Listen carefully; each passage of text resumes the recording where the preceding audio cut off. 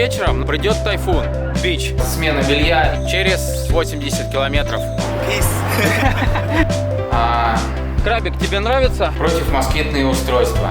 И мне нравится. С утра пораньше пришел в тупик морской глади. Придется возвращаться. А вот там, правильно, корейские коняшки.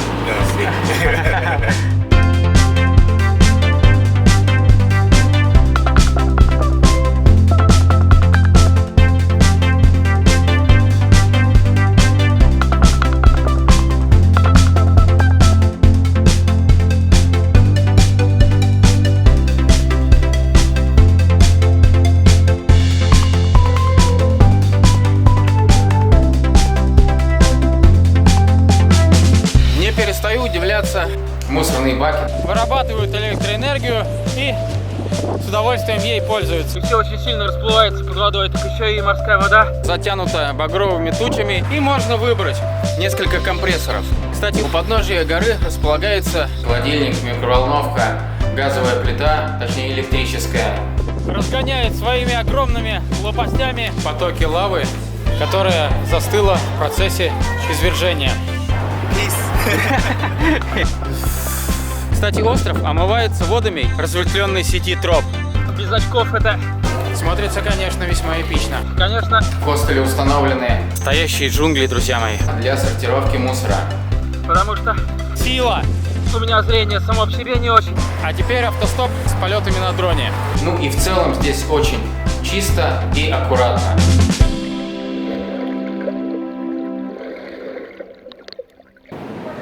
Сегодня вечером на остров Джеджу придет тайфун.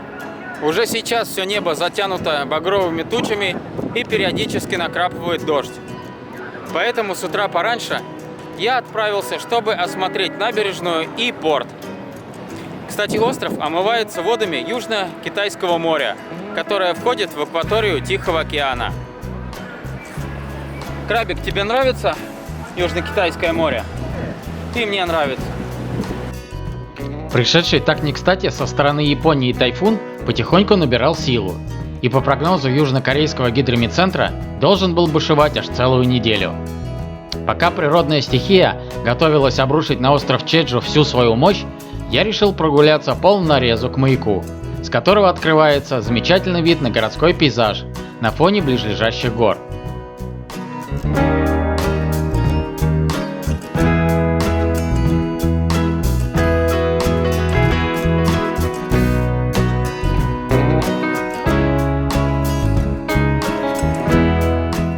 Немного позалипав на входящие и выходящие из порта корабли, мимо рыбных ресторанчиков и фешенебельных гостиничных комплексов, расположенных вдоль городской набережной, я отправился к обзорной площадке на скале Янгдаум-Рок.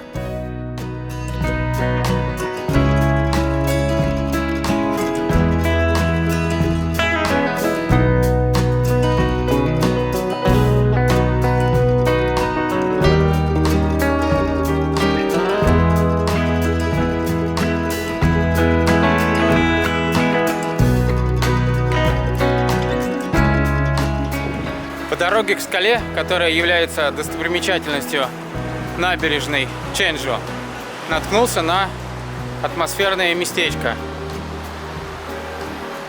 с небольшой пляжик на речке, через которую переброшен мост и небольшой грот.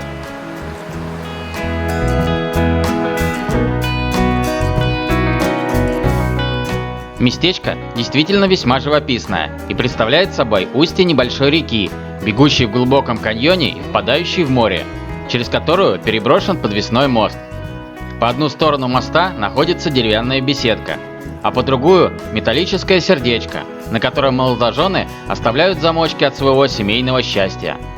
Немного поодаль подвесного моста, на небольшом скальном мысу, именуемом Яндуро, располагается облагороженная смотровая площадка со скульптурой русалки в ее центре. С площадки открываются красивые виды на береговую линию города. Жаль только, что отсутствие солнца на затянутом серыми тучами небе лишает пейзаж ярких красок. Но зато сильный ветер задорно играет с юбочками и платьишками милых кореянок, задирая их вверх и радуя глаз путешественника.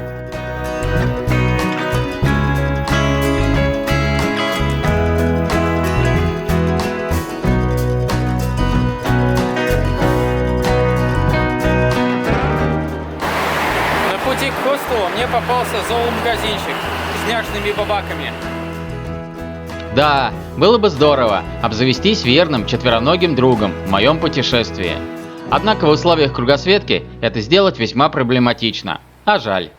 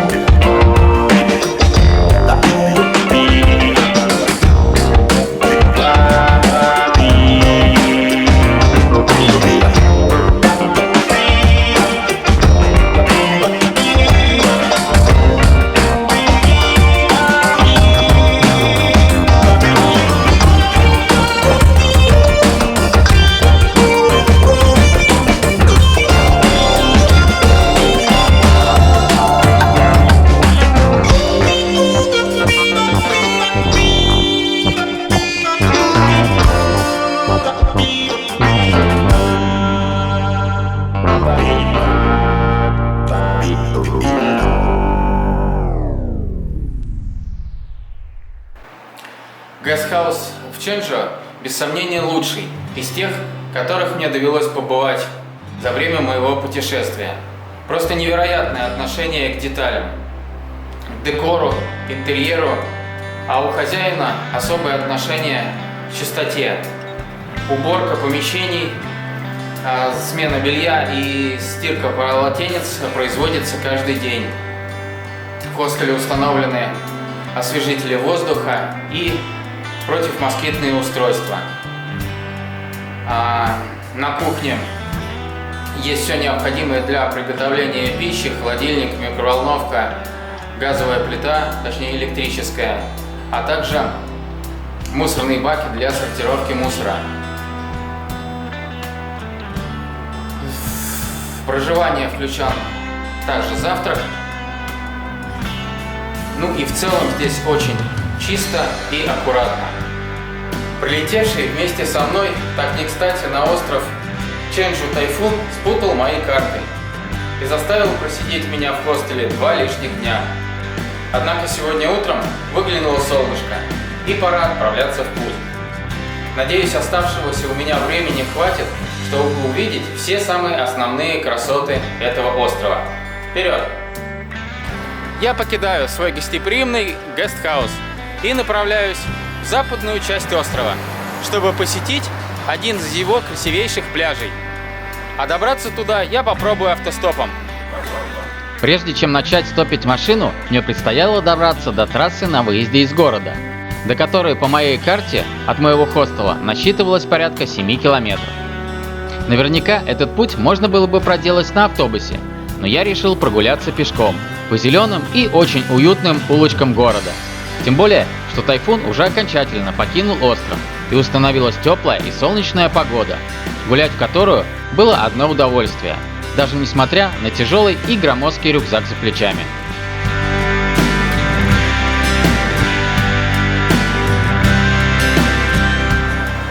В одном из ресторанов, попавшихся мне на пути, на витрине размещена схема крюшки. И можно выбрать, какую именно часть поросятины вы желаете употребить в пищу. И также здесь указаны цены.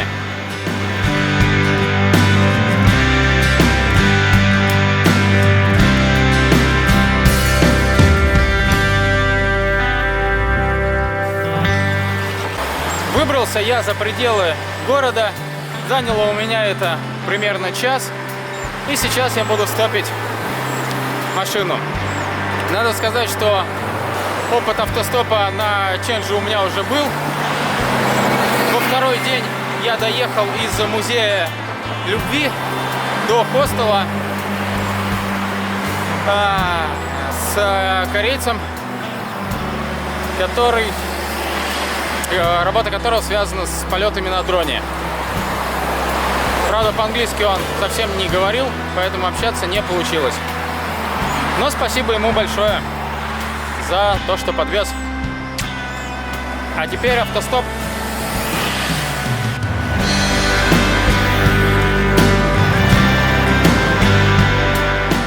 Минут через 20 моего ожидания на дороге остановился вот этот вот прекрасный молодой человек, который согласился меня подвезти.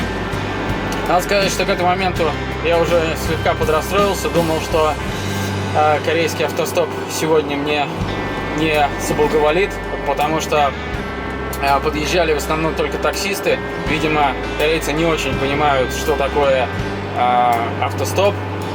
Ну вот, к счастью, нашелся добрый человек, который меня подбросит. А вот your name? My name is Marcus. English. Yes. Marcus. Marcus. Nice to meet you, Marcus. Nice to meet you too. Маркос оказался первым корейским водителем, который хорошо знал английский язык, являясь при этом еще и приятным собеседником.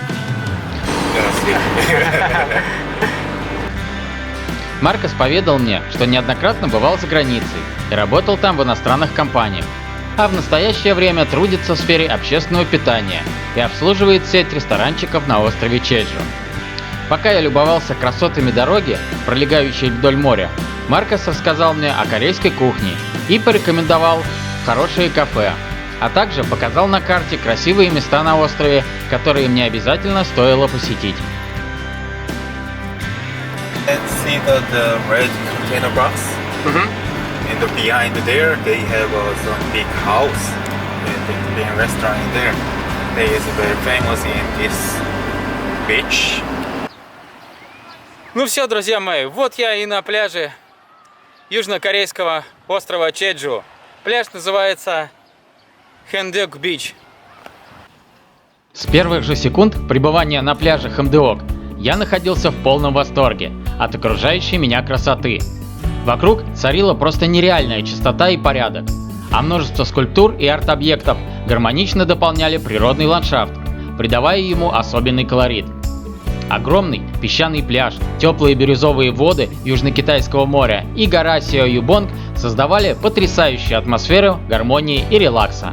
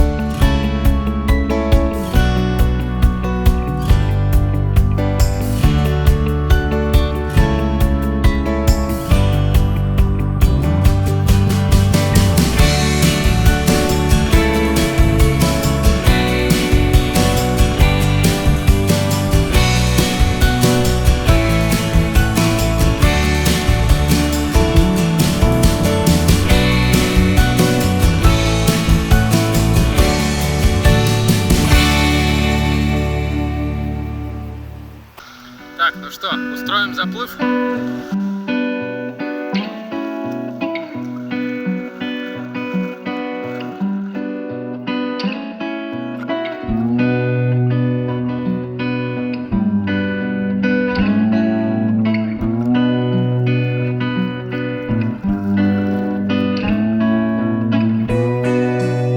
Пора погрузиться в пучину.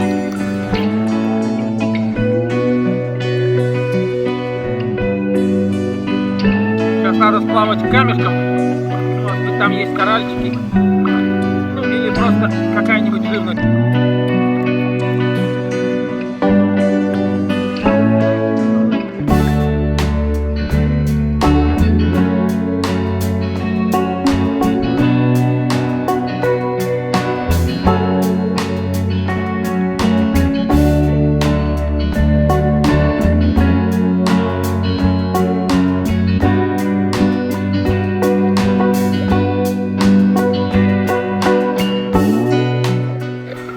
Конечно, без очков это не ныряние, потому что мало того, что у меня зрение само по себе не очень, и все очень сильно расплывается под водой, так еще и морская вода начинает очень сильно резать глаза.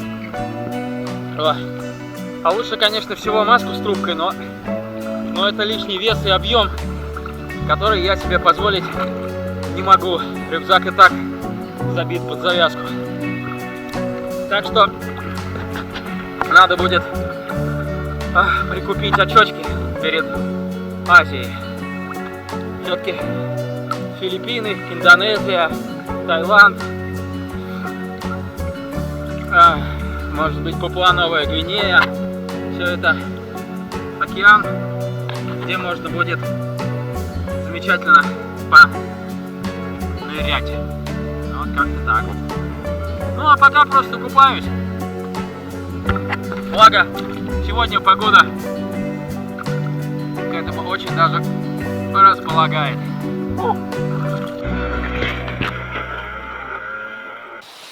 Рядом с пляжем Хандеок расположена небольшая горка, по которой проложено несколько пешеходных маршрутов.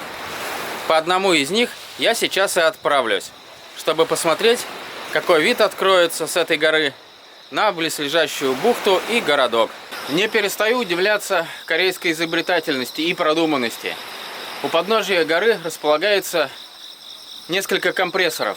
Значит, сначала я думал, что это для того, чтобы накачивать матрасы для плавания, но оказалось, что это для того, чтобы сбить грязь с одежды и обуви тех, кто спустился с горы.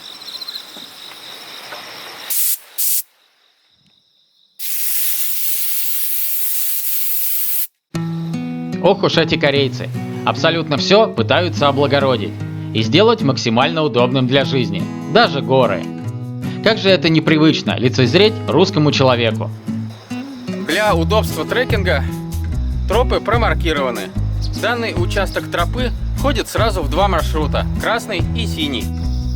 Уже в начале подъема на гору Сея-Юбонг путников встречают красочные щиты со схемой трекинговых маршрутов и указатели направления движения. Все выглядит очень стильно и максимально гармонично вписывается в природный ландшафт.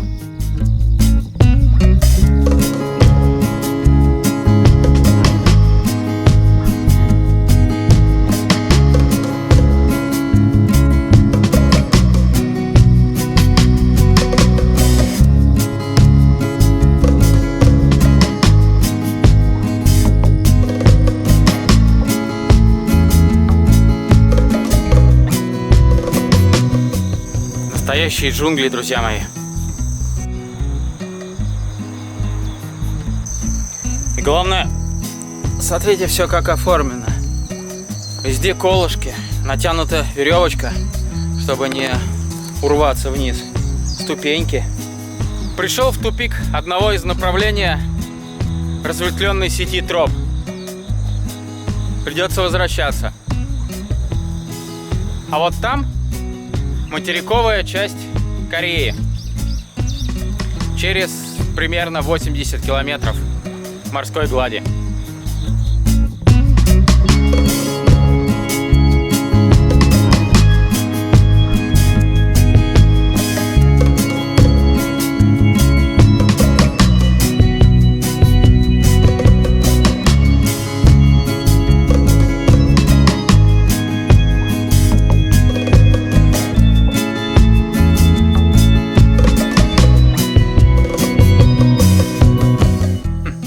Добрался до вершины горки, где находится смотровая площадка, на которой рекомендовано встречать закат.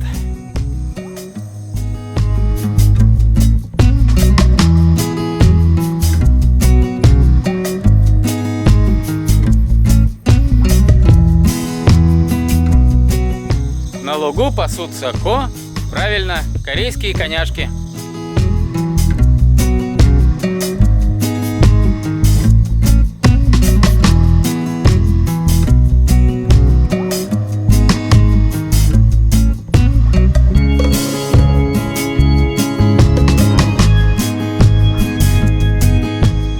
Со второй смотровой площадки открывается шикарный вид на бухту и городок, а внизу на полянке пасутся коники. Вообще же южнокорейская природа радует своими красотами, а остров Ченджу так вообще представляет из себя райский уголок.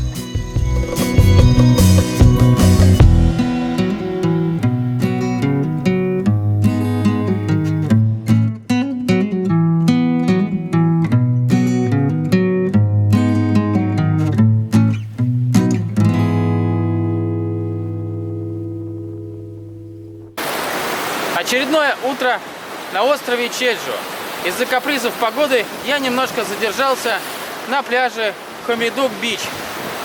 Но сегодня выглянуло солнышко, закончился дождь, и я отправляюсь на осмотр дальнейших достопримечательностей. По плану впереди меня ждут лабиринты и лавовая пещера. Вышел на дорогу, но пока тишина, никто не останавливается. Стою уже целых 15 минут.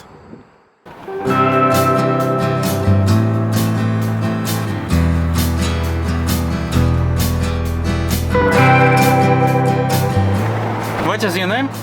Taiwan. Taiwan. What you can say to Russian people? Maybe two words. For Russian people, maybe two words. Да, yes.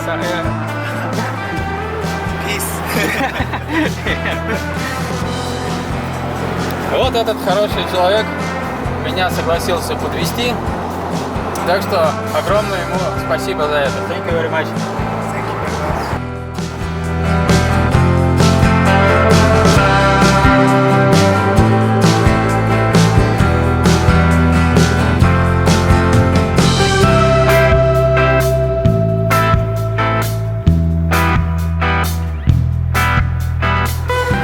Очень оперативно с помощью автостопа я добрался до нужной мне пещеры и нахожусь у ее входа в национальном парке.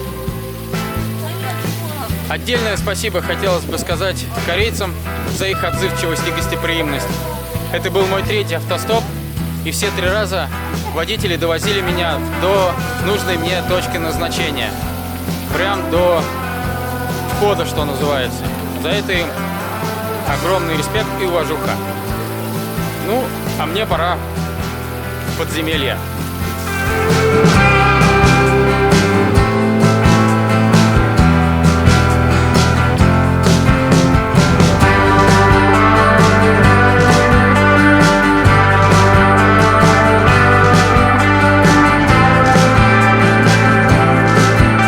Пещера представляет из себя тоннель некогда проделанной лавы.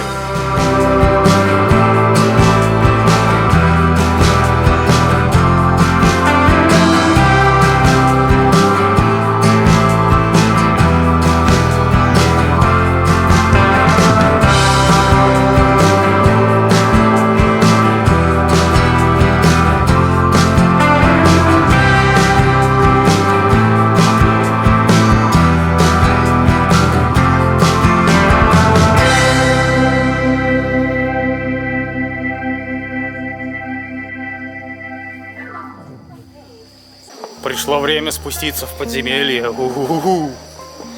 На острове расположены 9 из 66 геологических парков, расположенных по всему миру и находящихся в настоящее время под охраной ЮНЕСКО, среди которых система лавовых труб Гео-Монареум, сформированная потоками базальтовой лавы после извержения вулкана, случившегося порядка 200-300 тысяч лет назад.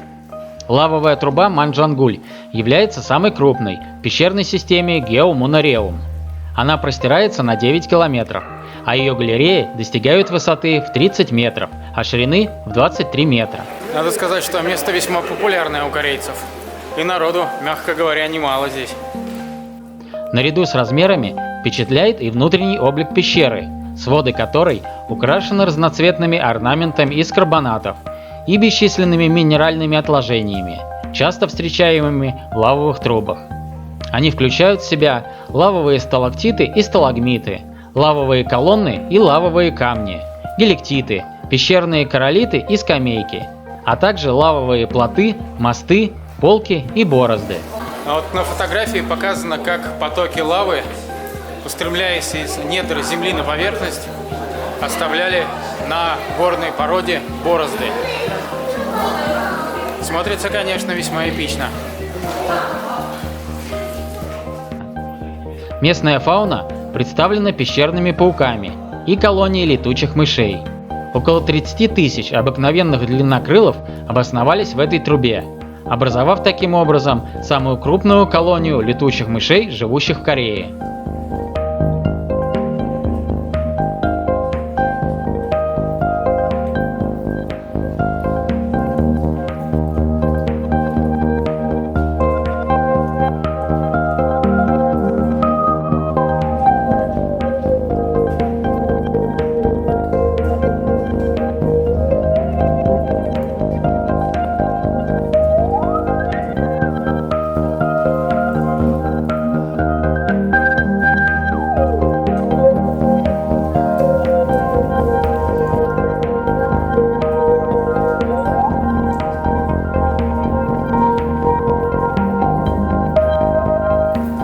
Конец пещеры венчает лавовая колонна. Сформировавшаяся в результате движения лавы с верхнего уровня на нижний.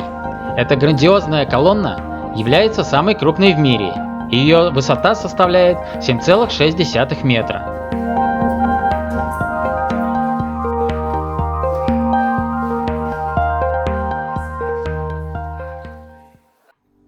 Покинув пещеру, которая кроме эстетического наслаждения подарила мне живительную прохладу, я направился на дальнейшее исследование острова.